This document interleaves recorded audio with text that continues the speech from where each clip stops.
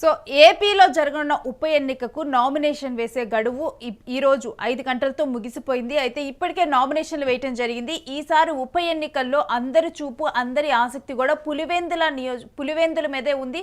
అక్కడ జరగబోయే జెడ్పీటీసీ ఉప ఎన్నిక మీదే కూడా ఇప్పుడు అందరూ కూడా ప్రెజెంట్ అక్కడ ఏం జరగబోతుంది, ఎవరు గెలవబోతున్నారు, టీడీపీ తమ అభ్యర్థులు నిలబెడుతోంది, వైసీపీ నిలబెడుతోంది, మరోవైపు కాంగ్రెస్ కూడా తమ అభ్యర్థులు నిలబెడుతోంది, మరోవైపు ఇండిపెండెంట్గా కూడా అక్కడ పోటీ చేస్తున్నారు జెడ్పీటీసీ స్థానానికి. అయితే ఈసారి గెలుపు ఎవరిది అన్నది పులివెందుల్లో ఇప్పుడు చాలా ఉత్కంఠ నెలకొని ఉంది ఉప ఎన్నిక. సో టీడీపీ తరఫున పులివెందుల జెడ్పీటీసీ స్థానానికి మారెడ్డి లతారెడ్డి అండ్ మారెడ్డి భరత్ కుమార్ రెడ్డి వీళ్ళిద్దరూ కూడా బీటెక్ రవి తరపున, అంటే బీటెక్ రవి వాళ్ళ వైఫ్ లతారెడ్డి, అదేవిధంగా బీటెక్ రవి వాళ్ళ బ్రదరు భరత్ కుమార్ రెడ్డి వీళ్ళిద్దరూ కూడా నామినేషన్ దాఖలు చేశారు. అయితే ఈ నామినేషన్ కార్యక్రమంలో టీడీపీ జిల్లా అధ్యక్షుడు శ్రీనివాసరెడ్డి, ఎమ్మెల్సీ రామ్ గోపాల్ రెడ్డి కూడా పాల్గొన్నారు. అయితే ఈ రోజు సాయంత్రం 5 గంటలకల్లా కూడా నామినేషన్ గడువు ముగిసిపోయింది. ఇప్పటికే వైసీపీ తరపున నామినేషన్ దాఖలు చేశారు తుమ్మల ఉమాదేవి, తుమ్మల మహేష్ రెడ్డి. ఇక కాంగ్రెస్ పార్టీ తరపున అనిల్ కుమార్ రెడ్డి నామినేషన్ దాఖలు చేశారు. పులివెందుల జెడ్పీటీసీ స్థానానికి ఇప్పటికే 5 నామినేషన్లు దాఖలయ్యాయి. ఇక ఈ 2వ తేదీన నామినేషన్ల పరిశీలన, 5వ తేదీ వరకు ఉపసంహరణ గడువు ఉంటుంది. ఈ నెల 12న జరగనున్న జెడ్పీటీసీ ఎన్నిక మీద మొత్తం కూడా ఆసక్తి నెలకొని ఉంది. ఇక 14వ తేదీన వెలువడనున్న ఫలితాలు అయితే వెలువడనున్నాయి. అయితే ప్రజెంట్ పులివెందుల్లో ఉప ఎన్నిక జరగబోతున్నప్పుడు ఈ జెడ్పీటీసీ ఉప ఎన్నిక అంటే ప్రతిష్టాత్మకంగా మారింది. మరి దీనికి సంబంధించిన డీటెయిల్స్ మా ప్రతినిధి కిరణ్ అడిగి తెలుసుకుందాం. కిరణ్, పులివెందుల ఉప ఎన్నిక జెడ్పీటీసీ స్థానానికి జరగబోయే ఈ ఉప ఎన్నిక అనేది చాలా ప్రతిష్టాత్మకంగా మారింది. రేణుశ్రీ, ఈ రోజు సాయంత్రం 5 గంటలకు జెడ్పీటీసీ ఉప ఎన్నికల నామినేషన్ల గడువు ముగిసింది. అయితే పులివెందుల జెడ్పీటీసీ స్థానానికి 5 మంది నామినేషన్ దాఖలు చేయడం జరిగింది. టీడీపీ నుంచి మారెడ్డి భరత్ కుమార్ రెడ్డి, మారెడ్డి లతారెడ్డి, వైసీపీ స్వతంత్ర అభ్యర్థిగా సునీల్ యాదవ్ నామినేషన్లు దాఖలు చేశారు. అయితే ఇక్కడ చూడాల్సింది ఏంటంటే వైసీపీ ఈ జెడ్పీటీసీ మహేష్ రెడ్డి చనిపోవడం వల్ల ఈ ఉప ఎన్నిక జరుగుతా ఉంది. ఈ ఉప ఎన్నికల్లో టీడీపీ వర్సెస్ వైసీపీగా మారింది. ఇక్కడ గతంలో ఏదైతే 2017లో జరిగిన ఎమ్మెల్సీ ఎన్నికల్లో బీటెక్ రవీంద్రనాథ్ రెడ్డి వైఎస్ వివేకానంద రెడ్డిపై ఎమ్మెల్సీ ఎన్నికల్లో గెలిచారు. ఇప్పుడు అలాంటి వాతావరణమే ఏర్పడింది. అక్కడ టీడీపీ వైసీపీ హోరాహోరీగా ఉత్కంఠంగా ఉండే పరిస్థితి ఉంది. అయితే అక్కడ పులివెందుల జెడ్పీటీసీ స్థానానికి కేవలం 10,400 ఓట్లు ఉండడం, అతి తక్కువ ఓట్లు ఉండడం వల్ల ఈ ఎన్నిక హోరాహోరీగా నడిచే అవకాశాలు ఉన్నాయి. అయితే కిరణ్, మనం గతంలో చూసుకుంటే పులివెందుల్లో వైసీపీ చాలా పట్టు ఉన్నది, సొంత నియోజకవర్గం. అలాంటి పులివెందుల్లో ఇప్పటికి 2 సార్లు కూడా, ఒకసారి 2017లో ఓడిపోయింది, గతంలో కూడా ఒకసారి ఓడిపోయింది. అయితే 2017 ఎమ్మెల్సీ ఎన్నికల్లో పోటీ చేసినప్పుడు అనూహ్యంగా కూడా బీటెక్ రవి గెలవటం జరిగింది, వివేకానంద రెడ్డిని కాదని. ఇప్పుడు కూడా సేమ్ అలాంటి పరిణామమే నెలకొని ఉందనుకోవచ్చా? ఇక్కడ వైసీపీ నుంచి పోటీ చేసిన తుమ్మల ఉమాదేవి, తుమ్మల మహేష్ రెడ్డి వీళ్ళిద్దరిలో ఒక నామినేషన్ మాత్రమే యాక్సెప్ట్ అవుతుంది.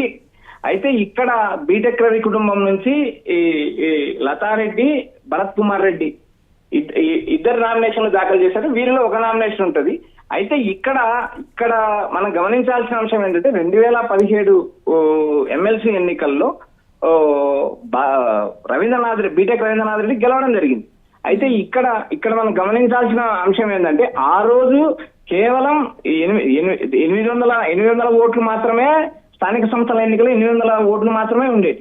అయితే ఈ రోజు 10,000 ఓట్ల పైన ఉండడం, అందులో పులివెందుల మండలము, పులివెందుల్లో అత్యంత పట్టున్న వైఎస్ కుటుంబాన్ని ఈ పక్క మండలానికి సంబంధించిన సింహాద్రిపురానికి సంబంధించిన బీటెక్ రవీంద్రనాథ్ రెడ్డి భార్య గానీ తమ్ముడు గానీ ఎవరో ఒకరు పోటీ చేయడం ఖరారైంది. అయితే ఇక్కడ పక్క మండలం నుంచి వచ్చి పోటీ చేసినప్పుడు ఓటర్లు ఎలా రిసీవ్ చేసుకుంటారు? అయితే ఇటు టీడీపీకి అటు వైసీపీకి ఇద్దరికి ప్రతిష్టాత్మకంగా మారింది.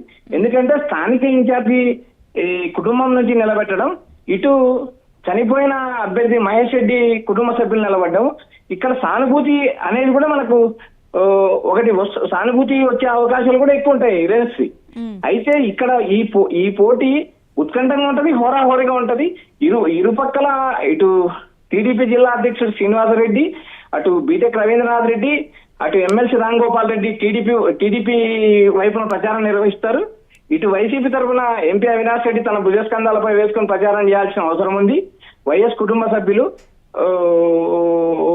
వైఎస్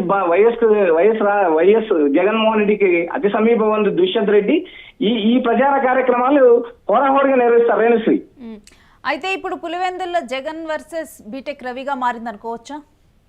ఇక్కడ మనం జగన్ అనే అంశాన్ని మనం పరిగణలోకి తీసుకోవాలా వద్దా అనేది ఇప్పటికిప్పుడు మనం చెప్పలేము రేణుశ్రీ. ఎందుకంటే అది ఒక బలమైన ప్రాంతం, ఒక బలమైన పట్టుండే కుటుంబము. అటు టీడీపీ ఇన్ఛార్జ్ పక్క మండలం నుంచి వచ్చి పోటీ చేయడము, ఇక్కడ చనిపోయిన